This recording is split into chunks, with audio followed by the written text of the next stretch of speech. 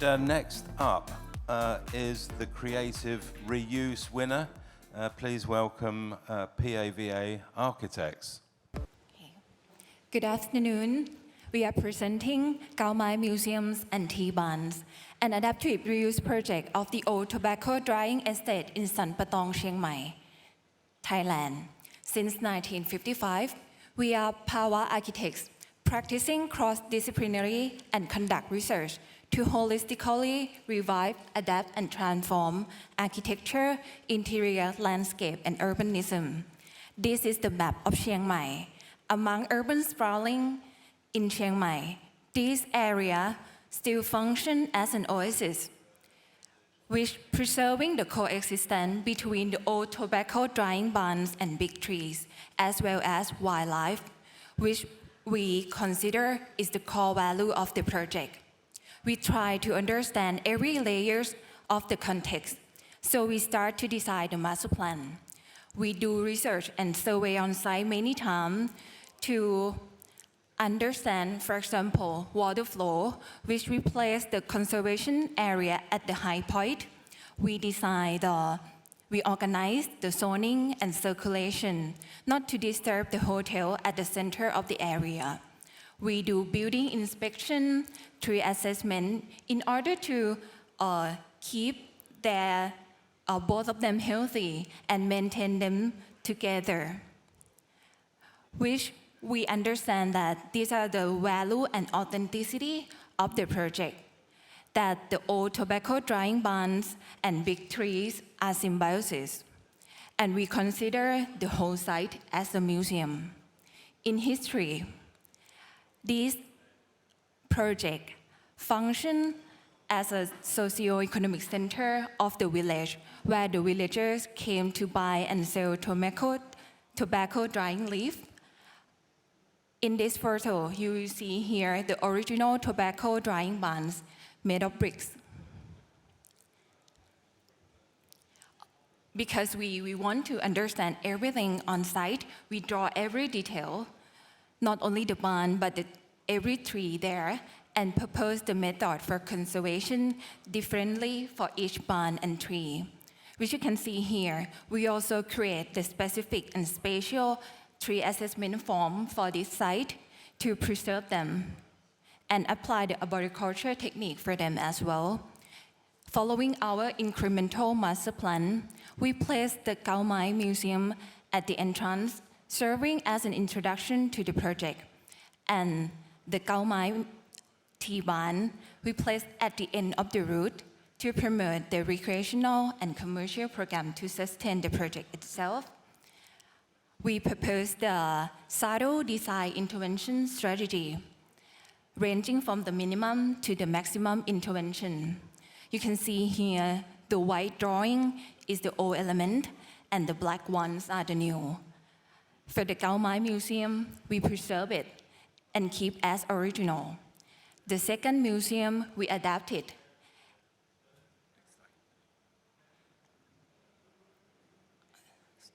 Okay. We adapted, and the Khao Mai Tea Barn, we transform it, but still respect its originality. Start with the first one. Because it's quite in fair condition, so we preserve as it is and repair some part. For example, its typology of the 6 by 6 meter plan, we keep it. The gable roof here, the old reinforced concrete structure, brick walls, and we reinstall the furnace, heat pipe, small door, and inlets. The only element we add in this barn is the lighting and gravel floor to allow the visitor to understand and to educate them about the past of the barn and allow visitors to walk through. We work with local artisans to adapt our design so many times in every detail to fit their skill. For example, the weaving technique, the masonry technique, and we also add the French stain to prevent damp penetration. In this photo, you will see the local artisan that both of them are mainly do the craftsmanship on site And they also the old stuff for the estate when it's running. This is the overall of the project, which you can see here. It's very subtle intervention, very serene. We keep both coexistent together. For example, in this case, you can see we apply the arboriculture technique, use crowd racing, directional pruning to balance them with the old bonds with no support. And we add the informative side to tell the story of the project. For the next museum, we have to strengthen the old structure.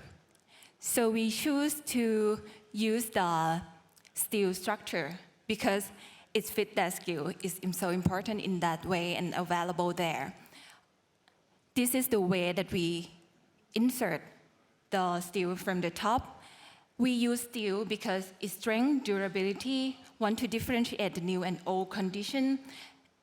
Another thing is to allow the expansion in the future. We add the timeline here to tell the story of the project. We keep the immersive experience inside, keep the void there. At night, when the barn glow, it will tell the old story when barn's working. Okay. As Trish already mentioned about the design intervention here for Gao Mai Tea Barn, you can see the white represent the old element and the black represent the new element. For Gao Mai Tea Barn, we have two main design approaches. The first one is the sunken space for the water management that helps sustain the landscape surrounding the building. Another design intervention is the cantilever steel structure that help cover user in response to the tropical climate. But the condition of the building is quite bad, it's dilapidated, so we decided to use reconstruction technique. So we measure everything from brick, mortar, the scale of the columns, and we remove it one set by one set, and we label everything, and we reinstall it back again to complete the design. Here you can see the plan and section. You can see clearly the sunken space here that help promote the connectivity of the horizontal programs between the commercial programs and recreational program and educational program. Here you can see the front of the building. With the lamp and the sunken space, we create a welcoming space here with the subtle cantilever steel structure. And this is a bird's eye view of the Gao Mai Tea Barn. You can see a little black dot on the ground. That is a water tank that helps contain the water at the low point of the building. Another technique is we choose to use the granite stone that reflect the trace and the natural heritage of the project to our project as well. And you can see the big glass window is not that big, but we remove all the bricks and use that brick to be a counter at the center of the building. Here is another angle that the reused brick gonna connect the circulation from the front of the building to the back of the building. I want to talk about the furniture here that we talk with the local artisans, and when we change the construction drawing so many times, we start to understand and talk a lot with them, like how can you do the furniture here? So all the material is reclaimed timber, and the result is like this. Here you can see the existing wall. We keep it that way, but we expand it a little bit to welcome more natural light into the building. And here is the last slide that showing our lighting design that we try to create the humble atmosphere and try to hide all the lighting fixture as much as we can to preserve and conserve the 6 meter by 6 meter typology of the Gao Mai projects. Thank you.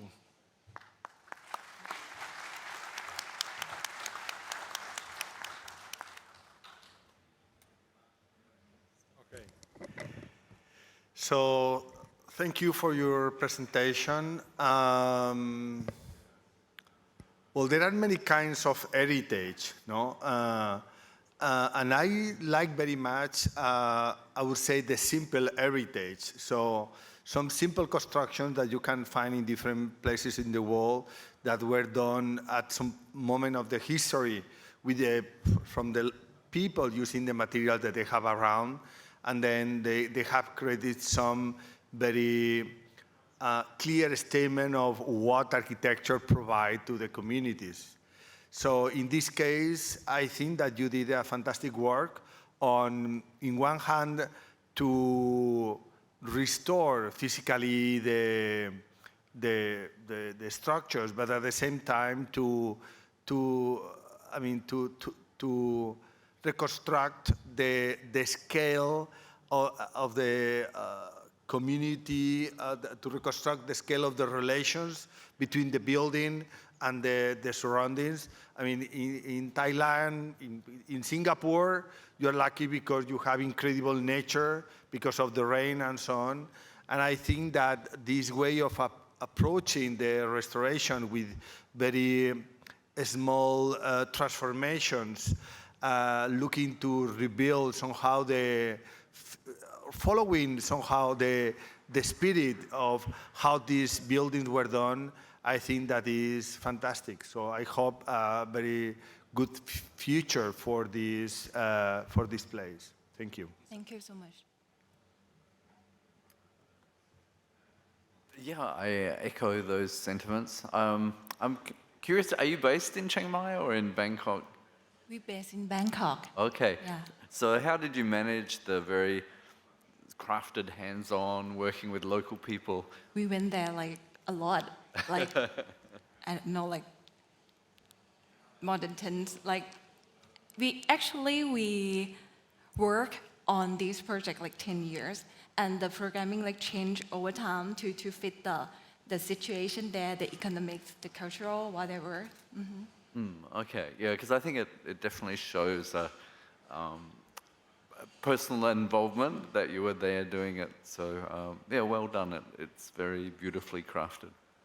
Thank you. Great presentation. I like the fact that there's a clarity in terms of the way you've dealt with 3 of the buildings. And what's beautiful about it is that as people address each of those buildings, they can see the difference, the transformation of each one. For me, that's a very clear approach. But more importantly, I really do like the way you did not change the environment too much. You've allowed the environment you've almost given the whole buildings another 60, 70 year lifespan. And it's been done with sensitivity. The way you looked at the brickwork, the way you inserted into the structure, an element which other people will say is not sustainable, but in this case it is. So, very well done. I don't have any questions. I think it's a great piece of work. Appreciate it. It's interesting that you said that you'd worked on it for 10 years. There's 2 sort of parallel things going on here. One, I think, is the sort of respect and dedication of the local community to something, you know, the whole heritage conversation, but here probably more honest in a funny way than it might be in Europe. The other thing is your 10 years, because you then get inculcated into the thing that if you're working on it for a year, you know, you have a couple of ideas and you sort the building out and away we go. But you're already 10 years part of that thing. And what intrigues me, and one can't really answer it in this session, but what intrigues me is at what point do you get drawn into some sort of parallel, not the same involvement because you're not of that place, but a parallel sort of lovingness for this thing. It's almost like your child, you know. On the other hand, you know, I still feel basically that any business of restoration, which is what it is mostly, there's a point, a turning point between mere restoration and sympathy and what I would call architectural initiative. Now that's not just knocking holes in walls or not knocking holes in walls. It's also to the initiative of to what degree Is there a different organism?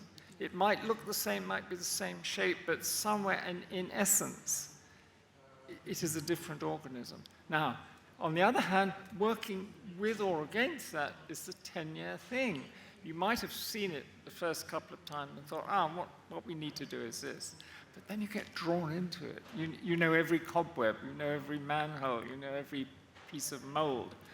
And this is not really a question or an answer. I think at a cultural stroke architectural level, it's a very interesting issue. And of course, the question then is reasonably asked of anybody, how near do you live to that place? Do you actually come from it? No, but you're sympathetic with it. But after 10 years, for goodness sake, you're almost a local villager.